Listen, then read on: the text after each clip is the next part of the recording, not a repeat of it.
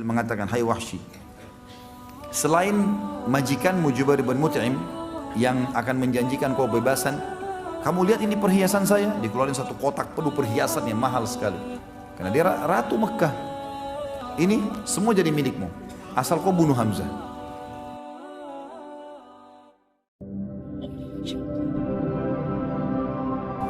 Bismillahirrahmanirrahim. Ada satu orang yang sangat jengkel sekali dengan Hamzah, dan orang ini sebenarnya Jubair bin Mut'im. Jubair bin Mut'im ini punya paman terbunuh pada saat itu di Badr dan dibunuh oleh Hamzah. Maka dia berkata kepada budaknya yang bernama Wahsy, berangkatlah bersama orang-orang jika engkau membunuh Hamzah paman Muhammad demi membalas dendam pamanku yang bernama Thu'aimah bin Adi yang dibunuh oleh Hamzah, maka engkau akan merdeka. Waktu masih di Mekah. Dan kebetulan memang si Wahsy ini orang yang sangat mahir. Saking mahirnya dia melempar tombak sampai dikatakan dia bisa melempar tombak memasuki sebuah lubang besi yang diputar dengan kencang, gitu kan? Kemudian dia bisa melempar dan bisa masuk ke tengah-tengahnya tanpa harus memberhentikan goyangannya besi itu. Jadi saking cepatnya, jadi besi bulat diikat dengan tali kemudian diputarin dengan kencang. Itu sementara berputar dia bisa lempar tombak melewatin tengah-tengah lubangnya tanpa memberhentikan goyangnya lingkarannya besi itu. Jadi sangat luar biasa terampilnya. Maka dia mengatakan kau akan bebas. Kata Wahsy, saya pun pada saat itu tidak berpikir apa-apa masuk kancah peperangan kecuali harus bisa membunuh Hamzah, karena saya bebas, saya nggak ingin berperang. Waktu Hindun binti Utbah, istrinya Abu Sufyan, ayahnya dia Utbah bin Rabi'ah yang terbunuh pada saat duel di Badr, gitu kan? Utbah ayahnya dia dibunuh oleh Hamzah karena waktu Utbah duel sama Ubaidah kan terluka. Lalu kemudian waktu Ubaidah diselamatkan oleh Hamzah dan Ali, Hamzah menusuk Utbah. Syaibah pamannya Hindun juga dibunuh oleh Hamzah. Al-Walid saudaranya dia dibunuh oleh Ali, gitu kan? Maka dua orang sini, ayah dan pamannya dibunuh oleh Hamzah. Maka dia pun memanggil Wahsy sambil mengatakan, hai Wahsy, selain majikanmu Jubair bin Mut'im yang akan menjanjikan kau bebasan, kamu lihat ini perhiasan saya. Dikeluarin satu kotak penuh perhiasan yang mahal sekali, karena dia ratu Mekah. Ini semua jadi milikmu asal kau bunuh Hamzah. Kata Wahsy pada saat itu, saya benar-benar cuma berpikir pada saat itu bagaimana saya bisa mendapatkan kebebasan dan mendapatkan harta ini. Itu saja yang saya pikirin. Di sini ada satu hal yang menarik. Penulis mengangkat dalam buku tentang masalah, coba kita dengarkan bagaimana Wahsy menceritakan pada saat itu. Wahsy berkata, aku adalah hamba sahaya milik Jubair bin Mut'im. Paman Jubair yang bernama Thu'aimah bin Adi terbunuh dalam perang Badr. Ketika orang-orang Quraisy berangkat ke Uhud, Jubair berkata kepadaku, engkau merdeka jika engkau berhasil membunuh Hamzah paman Muhammad untuk membalas kematian pamanku. Wahsy berkata, lalu aku pun berangkat bersama pasukan. Aku laki-laki dari Habasyah yang mahir melempar tombak layaknya orang-orang Habasyah secara umum, dan bidikanku hampir selalu tepat sasaran. Ketika dua pasukan telah bertemu, aku keluar memata-matai Hamzah. Aku mengintainya sehingga aku melihatnya di antara pasukan yang berperang seperti unta abu-abu. Maksudnya unta abu-abu ini teman-teman sekalian, dikenal unta itu kalau dikatakan oleh orang unta abu-abu, unta yang perkasa, unta yang kuat, gitu kan? Unta yang biasanya kalau unta jantan berwarna abu-abu itu dia bisa memiliki beberapa unta betina yang lain, punya kelebihan. Dia memporak-porandakan musuh seperti atau dengan pedangnya, dia memporak-porandakan musuh dengan pedangnya dan tidak ada yang bisa menahannya. Demi Allah, kata Wahsy. Ini Wahsy cerita setelah masuk Islam ya. Dia mengatakan, demi Allah saat itu aku sedang mengincarnya dan menginginkannya. Aku bersembunyi di balik pohon atau batu agar dia mendekat kepadaku. Tiba-tiba Siba' bin Abdul Izzah mendahuluiku kepadanya. Ketika Hamzah melihatnya, dia berkata, mendekatlah wahai anak wanita tukang khitan, ya. Wahsy berkata, maka Hamzah menebasnya tepat di kepalanya. Jadi rupanya si Siba' bin Abdul Uzza ini ibunya itu tukang khitan di Mekah.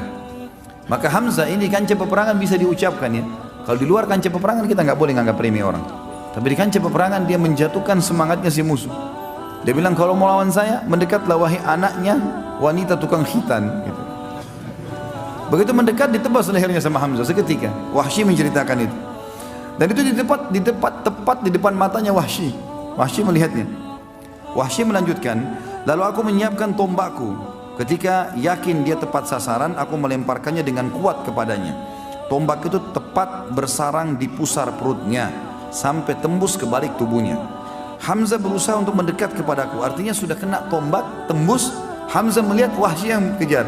Kata Wahsy, dia sempat mengejarku dan aku pun ketakutan ini. Jangan sampai Hamzah bisa membunuhnya. Padahal tombak sudah tembus. Belum pernah ada orang kena tombak tembus masih bisa lari, masih bisa menyerang gitu.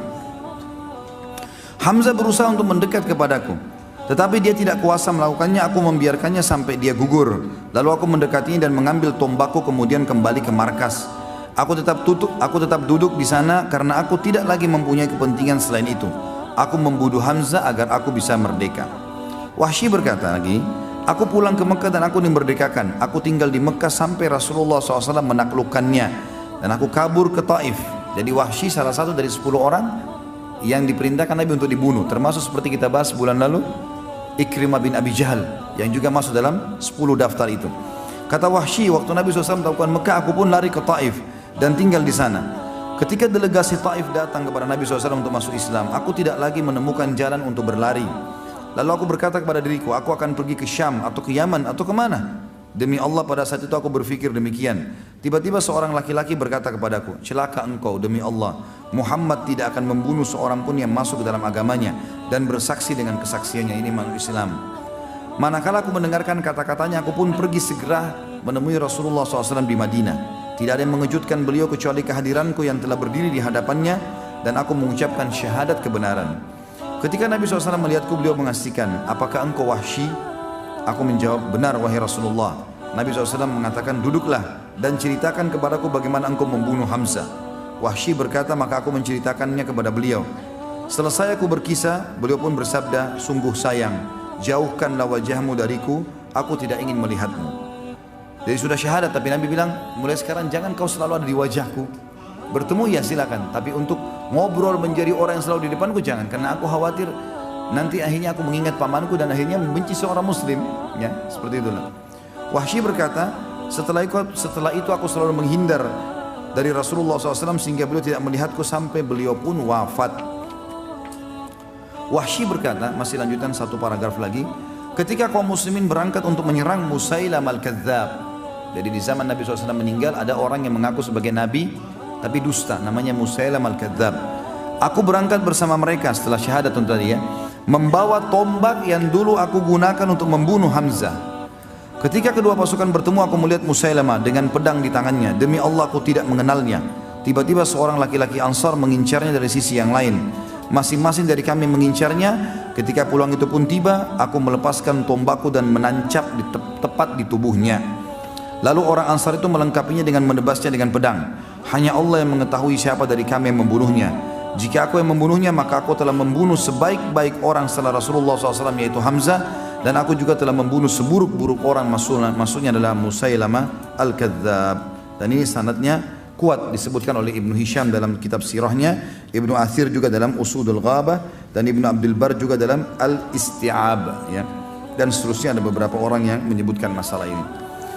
Dalam riwayat lain teman-teman sekalian dikatakan Wahsy berkata, pada saat aku berusaha menombak Hamzah, maka aku ketakutan karena dikejar olehnya. Kemudian aku pun berusaha melemparnya dari jarak jauh.